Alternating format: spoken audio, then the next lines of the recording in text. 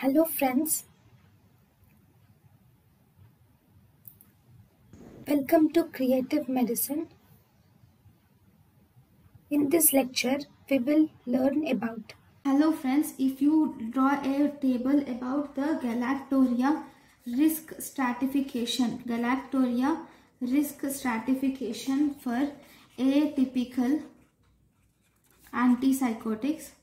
Galactorrhea risk stratifications for atypical antipsychotics. These can be divided into three types. One, we have high risk. Second, we have low risk. And we have no risk at all. So if you see high risk, this include risperidone. Then we have paliperidone, risperidone and paliperidone. These are high risk, whereas low risk are esinapril, ilaperidone, olanzapine,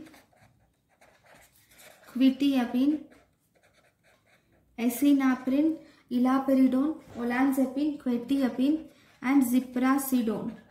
So these are low risk, whereas no risk is clozapine has no risk and aripiprazole has no risk, and we have brexpiprazole and finally cariprazine.